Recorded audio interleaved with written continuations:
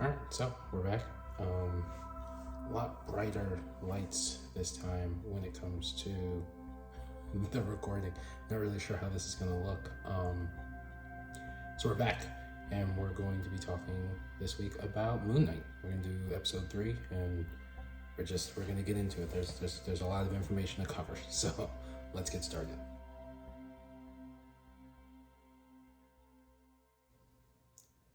All right, trying to think of the best way to say this. It's not a quick show. I mean, it's, around about-ish an hour per episode, but the way that they're pacing the show, I don't miss the action when it's not happening, if that makes any sense. Like the world building that they're doing, the world building that's kind of being presented in front of you, the Ennead, the stuff with Khonshu, Layla's character, Mark's character, the Steven character, getting into the fact that there's definitely the third character.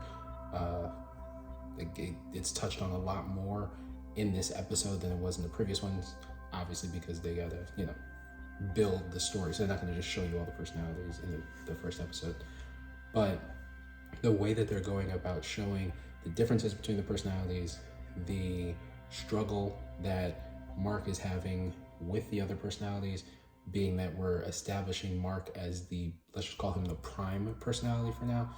Mark as a prime personality, Steven as the potential coping personality, and then this other personality who has not been introduced as, kind of the bridge in between. The one that's kind of like Mark, can be violent, but then is quiet, doesn't really insert himself into the dialogue, the conversations, when Mark and Steven are kind of going at it. Okay. I like what they're doing with the show. I like how they're portraying kind of the mental health or the mental state of the character. They even get into a point where Khonshu calls the Ennead. They do their whole trial. Arthur Harrow comes in. Oh, he's a broken character. And Mark's like, yeah, I need help, but that's not what we need to focus on. We need to focus on this actual problem that I brought you guys here for. They kind of breeze over that. It is what it is. I'll say this. I like the way that Marvel does stuff. I like how they're building the worlds. I like how they're building the characters. I like how they're presenting all of the information. Obviously, if it were as easy to describe, here we go. It was as easy to describe the problems within each Marvel concept story, cinematic universe that's going on, there would be no story to tell. Like if Khonshu and Mark presented to the other gods, hey, here's the problem, they were like, oh my god, Arthur Harrow, he's a terrible person, this is what we're gonna do, and then they just solve the problem, then you wouldn't have the rest of the show. I get that. What I will say is it did feel like the scene was potentially supposed to be a little bit longer, and they didn't extend the scene. Like they cut it down, whether it's for time or pacing, I don't know. But to present the character, hey, we banished Khonshu, we don't like how he does stuff, that whole thought process, we're gonna bring in this person that you're saying is doing this bad stuff. The other person comes in, doesn't really address what's being presented as like, this is the bad thing that you're doing. He's just like, yeah, that guy who's saying I'm doing bad stuff, he's not to be trusted. And then there's like, oh, okay, well, it seems like it's fine. And then that's just the end of it. It seems like there's something missing there. Like they potentially shot like a longer scene, and Khonshu and potentially Mark kind of throwing information in there, and then Arthur Harrow kind of back and forth, and then they, as the guy, with everything presented, we see no crime. But again, like I said, if they saw the issue with Arthur Harrow at that particular time, there would be no show. I think the way that they're building Layla's character, showing that she has a network that she can go to, showing that she has a lot of contacts in Egypt, kind of establishing there was kind of something that went on with her father before, but not really sure what that situation is really good, because then it's not just, she's just a character that's thrown in and you're just like, oh, well, she's just there to kind of further the plot. Like she actually has a backstory that you're kind of invested in that. You're like, okay, like what's going on? Arthur Harrow character throws in the little like, hey, Mark, don't you want to tell her the truth about what's going on? She's like, hey, what truth? And Mark's like, don't worry about that. It's interesting. Like hopefully it goes somewhere. Like they flesh out the character enough that it actually goes somewhere. So that all happens. You got Layla's character being developed. You got Mark and his personalities being developed. You've got Khonshu going to the gods, developing the, hey, there's a problem. Arthur Harrow has been introduced as the very charismatic. He's convinced the gods, hey, it's no big deal. I'm just walking around. I'm just a guy. So the gods seem fine with it. And then you go to, the other issues. Hathor's avatar ends up saying, hey, go over here. Like, go look for this thing. And like, it's the sarcophagus of Senfu. And if you find that, maybe you'll find Amit's tomb. Try that.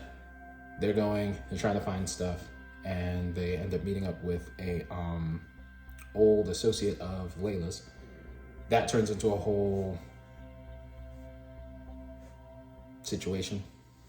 Fight happens. Moon Knight comes out. Everybody's fighting. Best scene of the episode.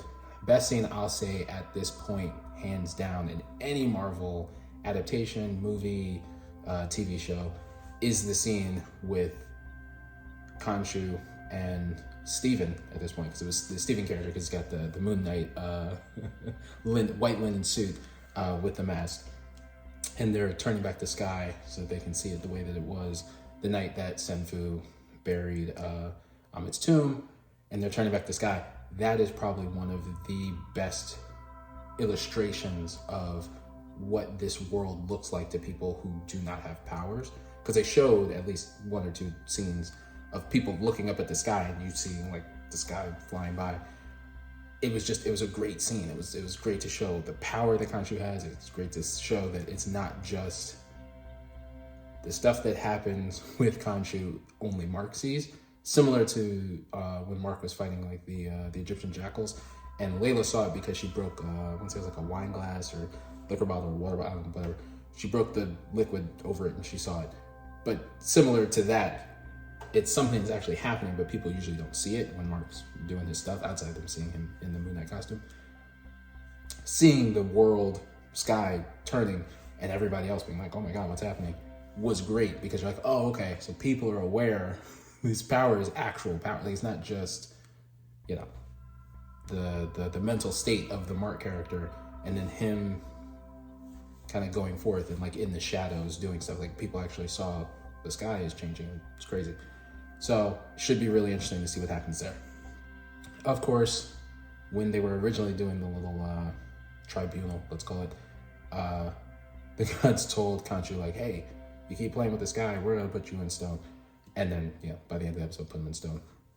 So obviously you got to see where that goes from there, because Mark's now passed out, potentially dead.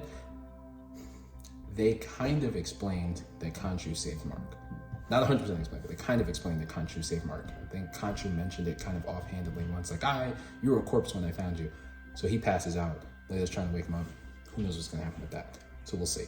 But I think it should be interesting, because from what I'm seeing, it looks like what's going to happen is Mark is going to go find inside the pyramid the little stone statue, break it potentially, or ceremony, whatever he has to do, free Khonshu to get the powers back. But it'll be interesting to see, hopefully, the fourth episode, because I think this was the third episode, so the fourth episode should be mostly Mark sans powers. So we'll see how that goes.